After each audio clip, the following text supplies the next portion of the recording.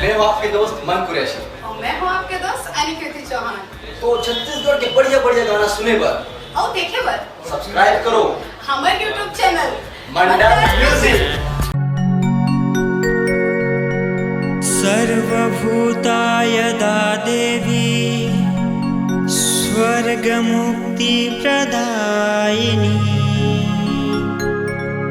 त्वं स्तुता स्तुतये का वा भवन्तु परमोक्तयः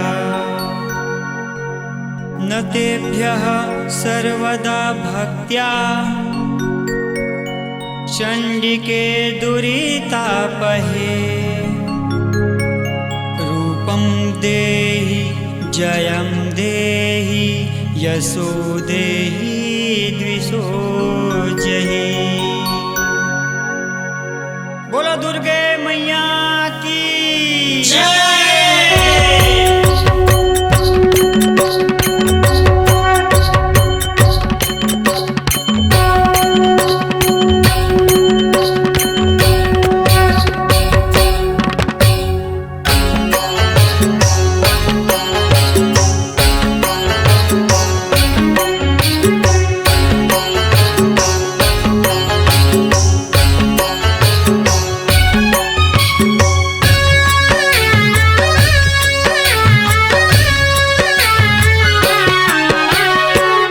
दुर्गा चालीसा पढ़े के मान लागे वो दुर्गा चरण में रहे के मान लागे दुर्गा चालीसा पढ़े के मान लागे वो दुर्गा चरण में रहे के मान लागे।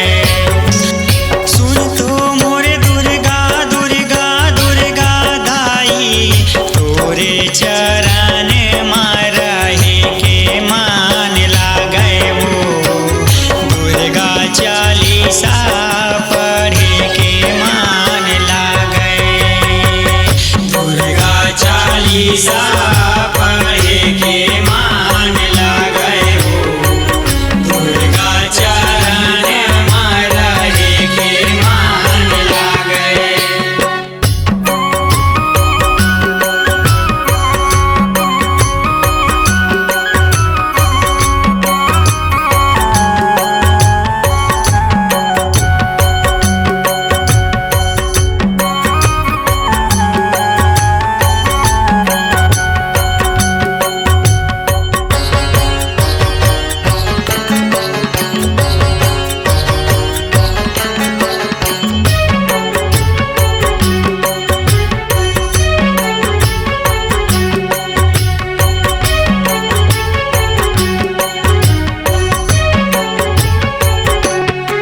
ये ससिल लाट मुख परम विशाला रक्त नयन महामाया के रक्त नयन महामाया के रक्त नयन महामाया के मैया रक्त नयन महामाया के रक्त नयन महामाया के।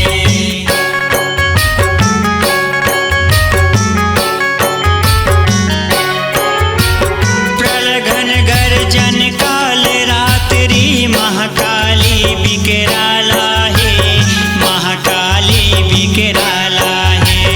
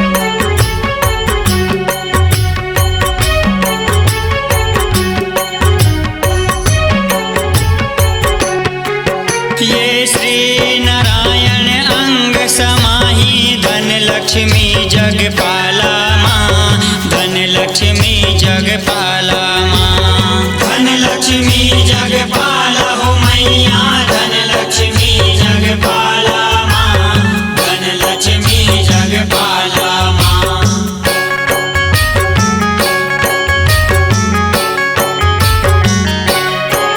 ये मातंगी धूमवती भुवनेश्वरी भैरवी सुख के दाता माँ, भैरवी सुख के दाता माँ। भैरवी सुख के दाता हो मैया, भैरवी सुख के दाता माँ, भैरवी सुख के दाता माँ। जग मैया तारा तारे जग सारा, छीन छीन मस्ता काल कराला।